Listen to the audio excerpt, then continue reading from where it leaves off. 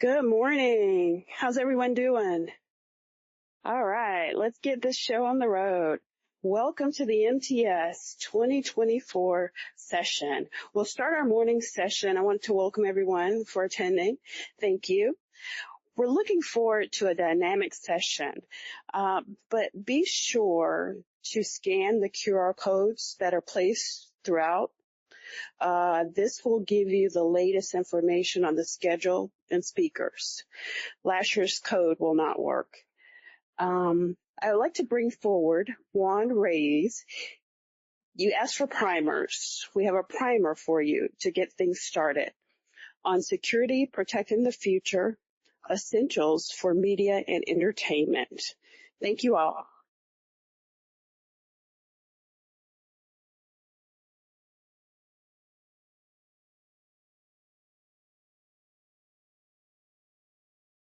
Okay, good morning, everyone, and welcome. I have the pleasure and honor to be the first speaker, not the keynote, but here to talk to you a little bit about securing the future, protecting the future, security essentials for the media and entertainment industry.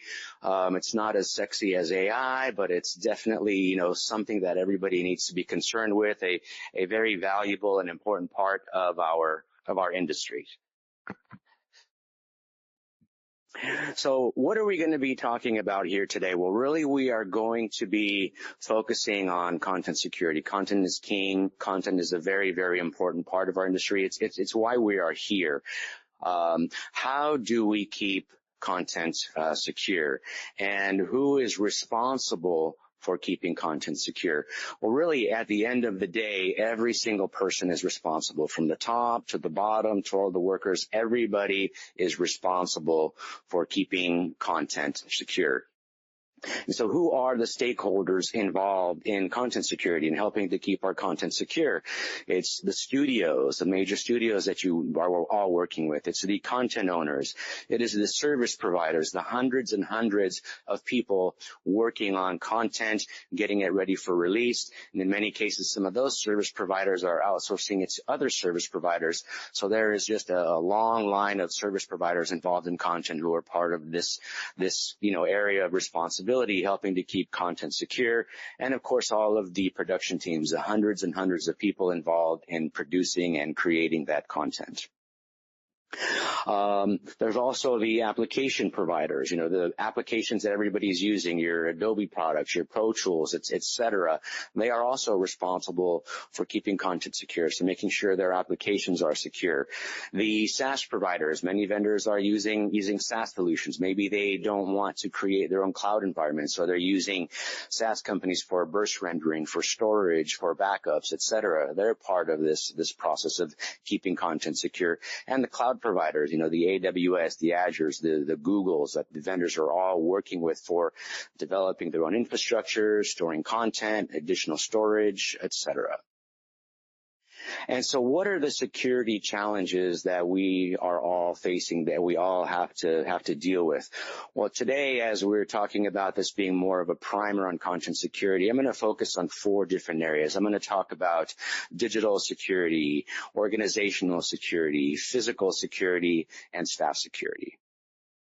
Starting with digital security, we've got 4 areas that I'm going to touch on as well. It's network security, production security, your data I/O network, and segmentation. Network security, we're talking about, how secure is your overall network? Who is allowed to connect to your network? Not only who is allowed, but what can connect. Or you want to make sure that only those allowed devices can connect. Just because somebody has the credentials doesn't mean they should be able to bring their own laptop, their own workstation, et cetera, to plug into the network and connect. So you're looking at who can connect and what can connect. And then what is allowed in and out. We're talking specifically about your production network, that secure environment where content is being processed. What are the protocols? What are the services that are allowed in and out of those environments? With that, some of the things you typically see, antivirus updates. You want to make sure that these workstations have the most current, the most updated antivirus. 0-day, threat comes out. antivirus organization comes out with a release, you want to make sure that the workstations are able to download that, whether it's a production machine, an I/O workstation, a server, storage, etc. And then, of course, you have licensing. Many of these applications, they need to be licensed, they need to connect to a licensing server in order for them to connect. And there's also patches, application patches, security patches. So these are areas where, you'll have your production environment and it's completely secluded from the internet and other areas, but you have these little holes that are, poked into the firewall to allow, data to go in and out. That's required as part of the daily operation.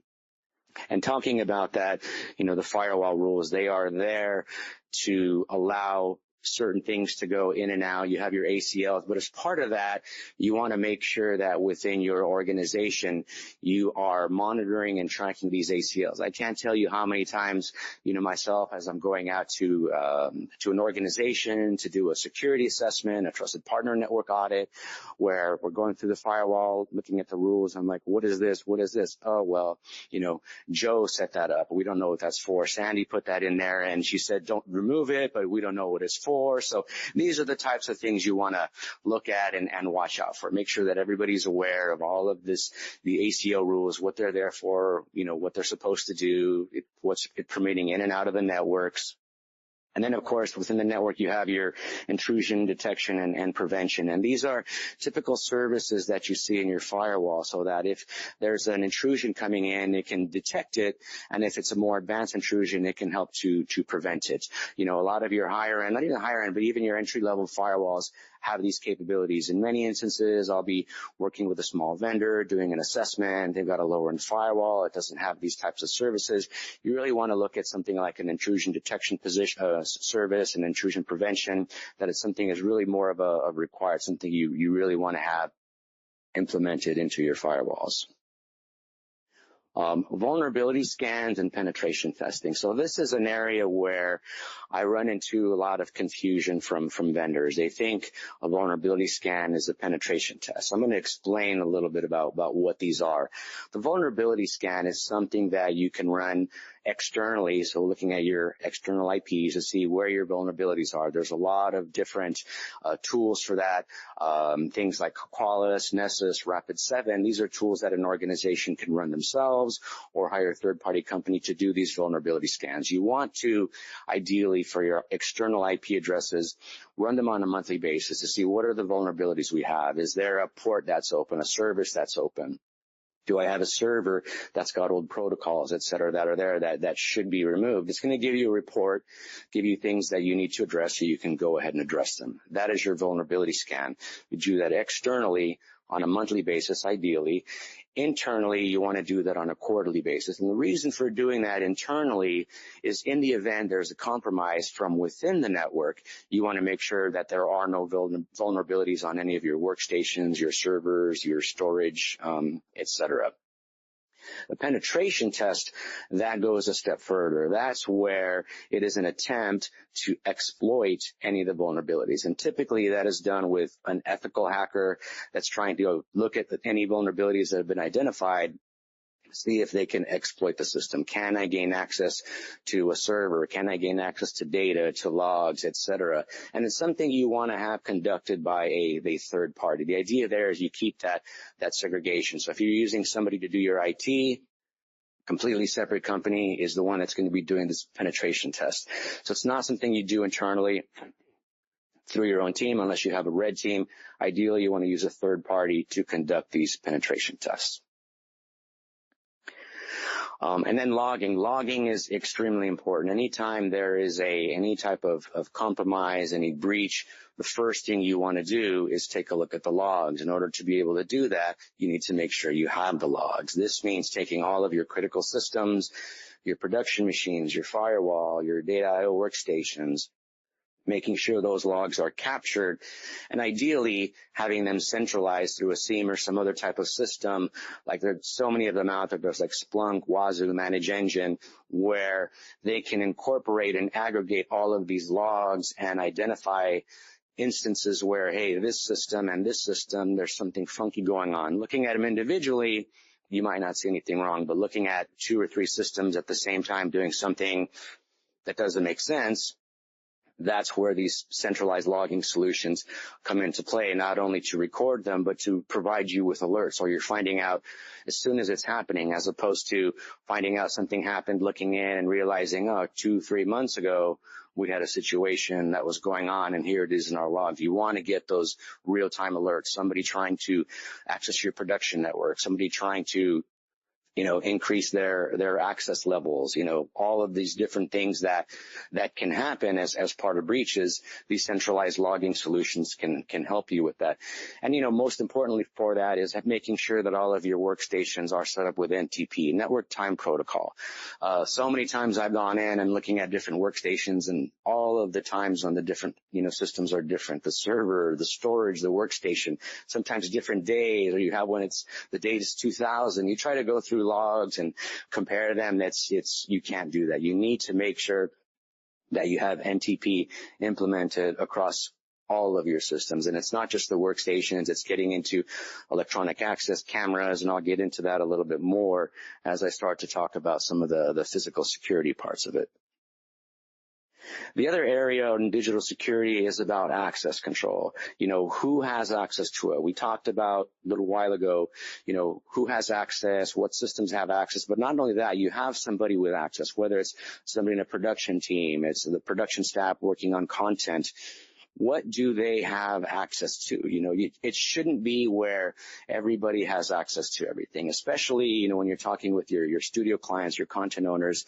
They want to make sure that only the people working on the content have access to the content. And in many cases, it's not just the data. They may not even want somebody to know what are all the projects that are working on. They only want people to know the projects that they're specifically involved with. So if you're an editor, if you're working on dubbing, you should really only be accessing those projects that you're working on. You shouldn't have access to everything. Ideally, that's the way you want to do it to keep it secure.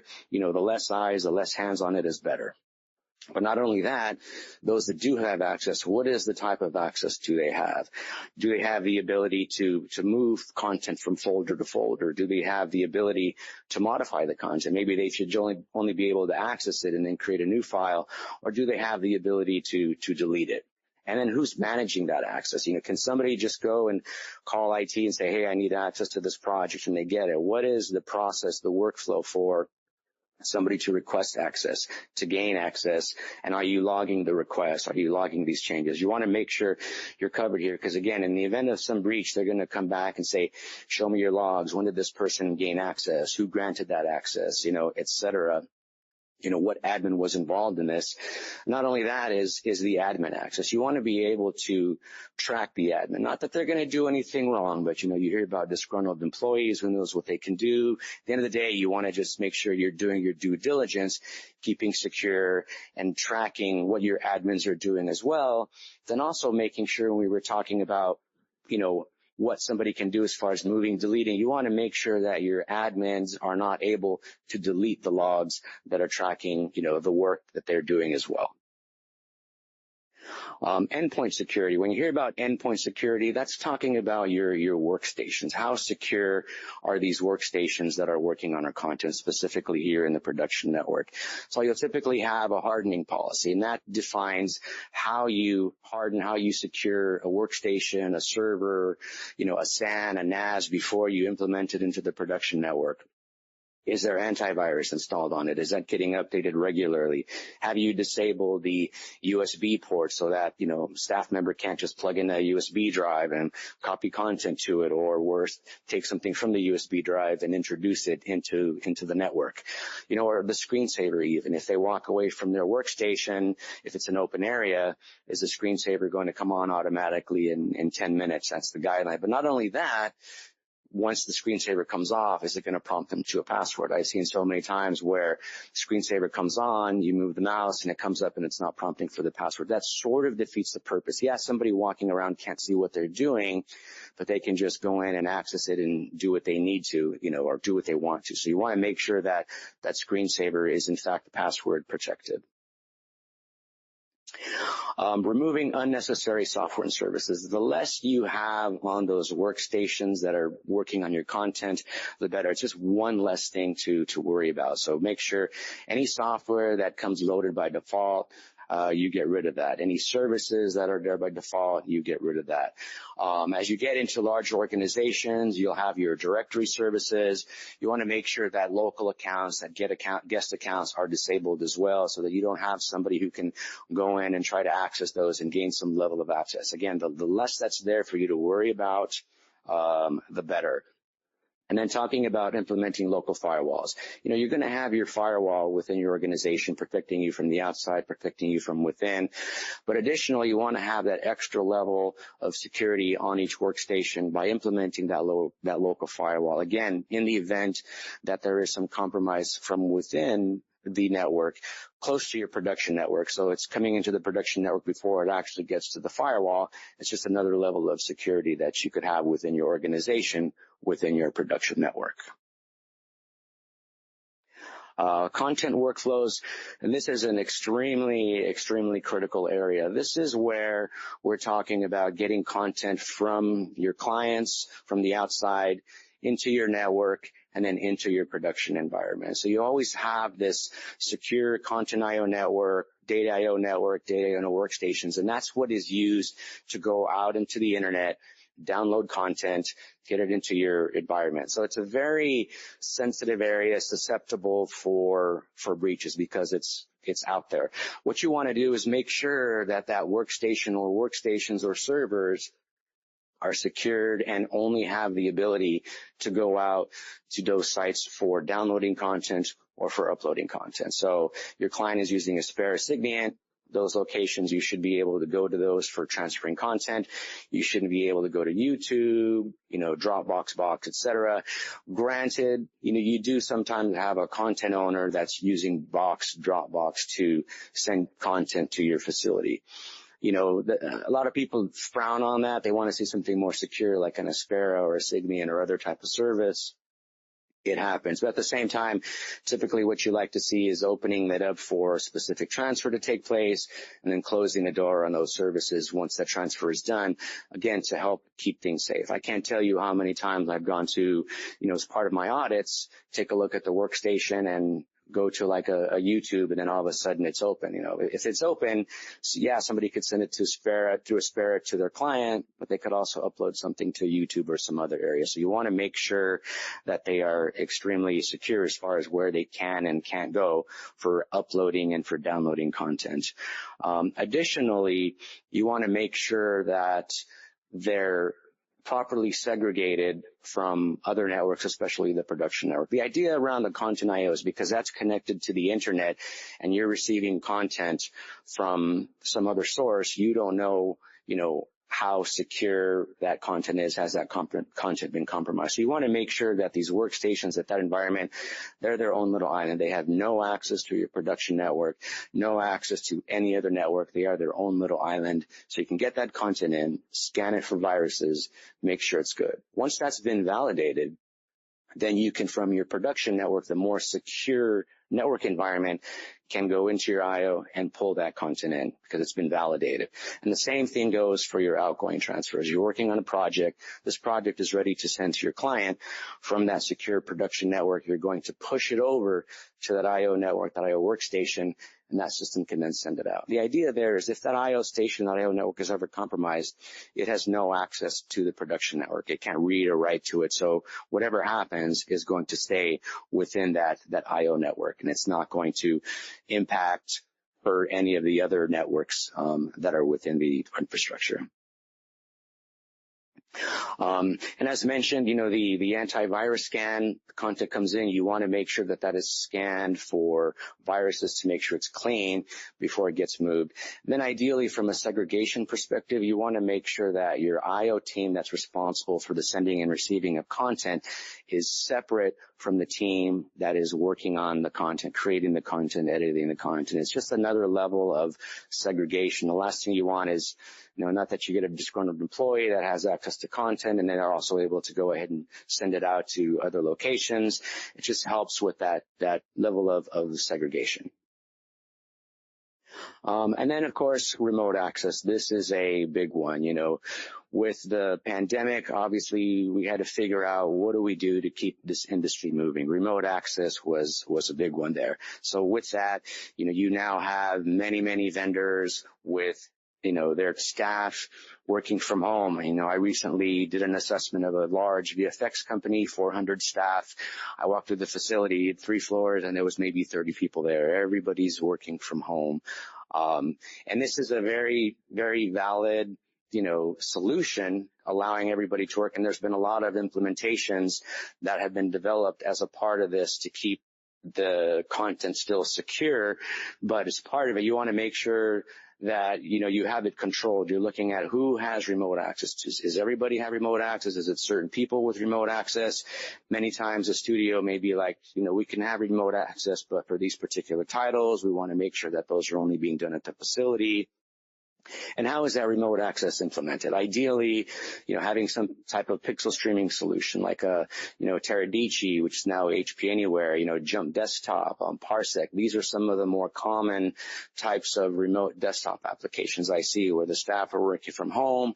They're connecting to the workstation. There's no content being downloaded to their home location. It's all on the workstations at the facility. It's just the pixels coming across. It's not the content coming across. So you're looking at, how are they accessing it? What are the tools and the applications that the organization is implementing for this remote access?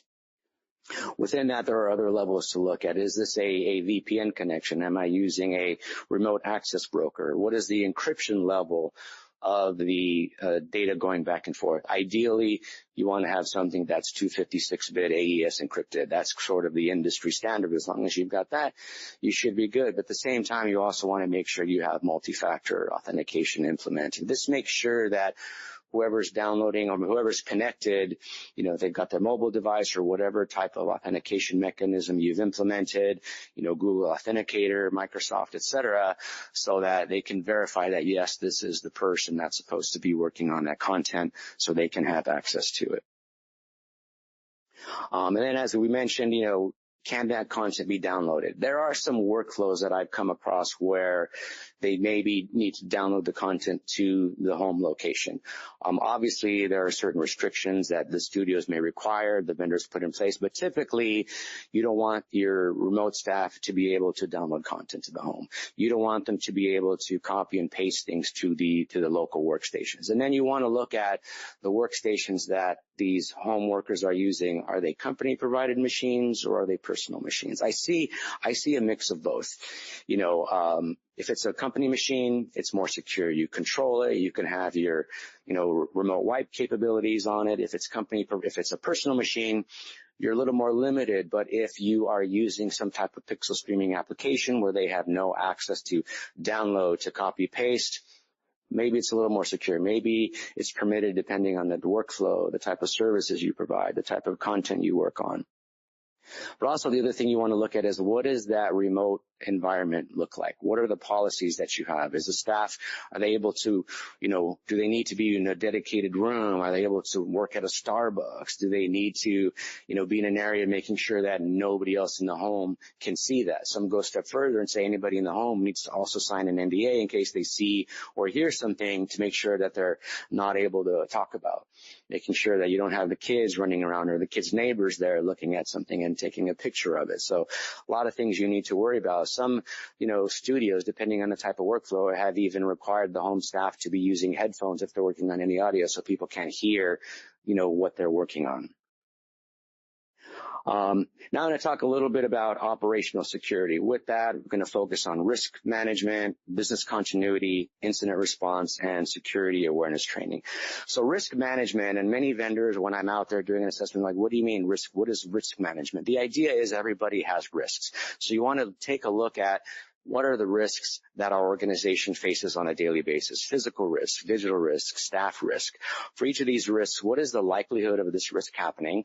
If it occurs, what would be the impact? And then what am I doing? What are we doing as an organization to mitigate this risk or to accept the risk? And typically you would have that done in a risk register. You'd go through this process, review it with your team on at least an annual basis to say, what are our risks? Are we improving? Are there any new risks? Are we mitigating them properly, et cetera? So this way you're always aware of what are the risks we're facing and are we doing a good job at managing these risks? Business continuity plan, things happen. The pandemic happened. How do we keep working in light of any type of, scenario that could affect our ability to continue with a business? What are the threats we face? Long-term power outage, earthquake, fire, et cetera. If any of these types of threats affect our organization, what is the RTO and RPO, which is recovery time objective and recovery point objective? Recovery time is if these different threats happen, how quickly can I be up and running to continue working? My recovery point is if I need to restore my data, am I restoring data from 24 hours ago, 48 hours ago, 72 hours, et cetera? And what are my processes to be able to make sure this happens? How am I testing this out, doing tabletop exercises to make sure that this plan is valid? And are my backups good? You hear horror stories of people doing a restore and the tape can't be read. The data is no good. It's corrupted. You want to make sure you're testing your restore capabilities on at least a quarterly basis to make sure that the data you have is usable. Incident response plan. If there's an incident that affects content, you want to make sure you have a plan in place so that you know what to do. You don't want people running around with hair on fire. Oh my God, what do we do? Who do we call?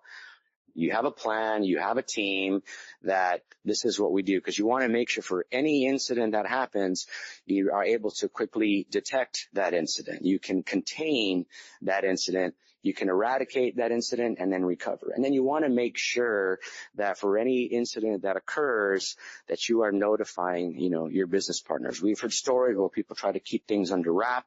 They think they've got it okay, something happens, it blows up.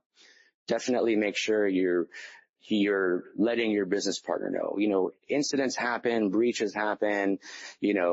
It's not a matter of if it's going to happen, it's a matter of when it's going to happen. Everybody at some point is affected by some level of breach. The business partners know, they're aware, they just want to make sure that you're maintaining a good relationship with them to keep them abreast. If things escalate even further, or you've got to get, law enforcement involved, make sure you're doing that as well. And at the end of it, what are the lessons learned from an incident so that you can make sure that it doesn't happen again? Security awareness training, this is huge. Your staff, they are your livelihood. They are touching that content through every aspect from the moment it's received to the moment it goes out. You have your staff working on content. They are their livelihood. You want to make sure that they are aware of all of the security policies that you have in place, what's allowed, what's not allowed, what's permitted.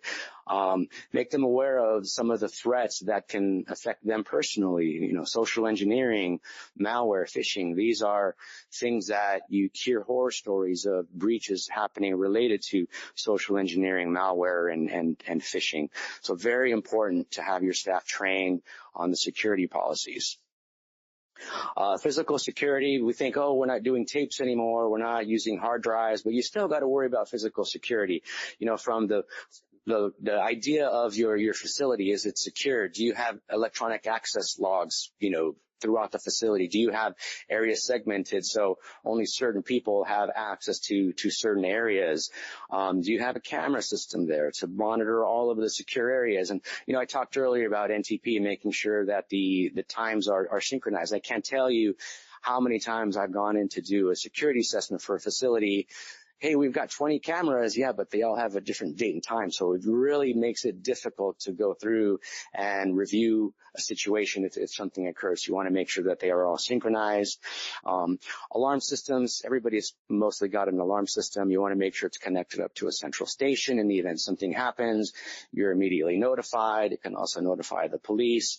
Additionally, as part of that, you want to make sure you have some door prop alarms to secure areas, your server room, your data I/O room, so that In the event somebody accidentally or intentionally leaves the door open, you're going to get that alert so that you know, hey, somebody's got to go and close the door to this secure area. And staff security. As I mentioned, I talked a little earlier about staff. This is an area where, they talk about one of the areas that's most susceptible for an incident, for a situation to happen. You want to make sure your staff is aware, hey, from a social media perspective, you're not allowed to talk about anything we're working on. You're not allowed to post anything that we're working on. You bring in your mobile device, you're not allowed to take pictures, capture audio. Some facilities go so far that I've seen where they put them in lockers. One particular facility I saw where they gave all of their employees smartwatches so that when they came in, they locked up their phone in an area outside, but if they received an important call, they showed up on their smartwatch, they can step out of the production area and go take care of it. So a lot of different levels, again, depending on, the corporate culture, the level of content you're working on.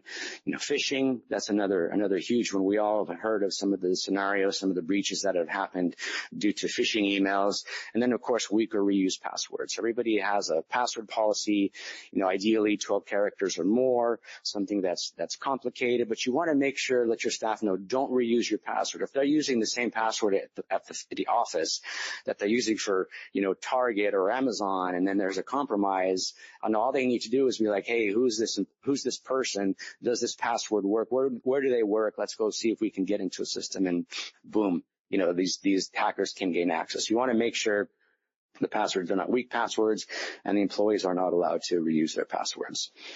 Then as we're starting to wrap things up, talking about auditor compliance, everybody's been through security audits at some point. I do them, all day long. It's not a fun part for the vendors. They're always worried, oh my God, what's happening? But it's really, you change your mindset on an audit, it's actually helpful. It's really more of like getting a health check. It's like going to a doctor every year to get a physical. Hey, how am I looking? Am I improving for next year? Did something new pop up that I need to look at and be aware of and improve on that? I would say, what are your opportunities for improvement as far as things to correct, as opposed to being like, hey, you can't do this. Hey, you can't do that. That's bad. No. Everybody is always trying to be as secure as possible, doing their due diligence. The purpose of these security audits and compliance is to help you identify areas where you may not be fully aligned, fully secure, and what can you do to improve on them, and how well are you doing from, the audit that took place maybe a year ago or 2 years ago.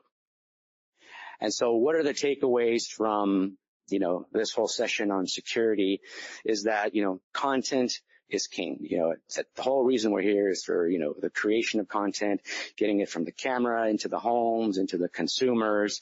What are the content touch points? There are many on the production side, post-production side, delivery, and what are all the risks we face at each level of, these content workflows? With that, are we secure? How secure is our organization? Are we keeping our staff secure? Are we using the right tools to keep secure? And is security part of our corporate culture? You keep hearing about the creative side, the security side. They're constantly fighting. Well, you've got to figure out a way within the corporate culture to have security a part of that, so that everybody's, working together to keep content secure. And then so just keep thinking about it, every day. It's like, are we secure enough for today, but also are we secure enough for tomorrow? So we need to make sure we stay vigilant and adaptive to, emerging threats that can face us at any given time. So with that, thank you very much. I appreciate your time here. Like I said, I know security is not as sexy as AI, but it's a very, very important of our process. I'm happy to be here to talk to you about that. Again, I'm Juan Reyes from TechAlign Group, one of the trusted partner network assessors. I've seen many of you as well through various assessments that I've done for you. So thank you, and have a good rest of the conference.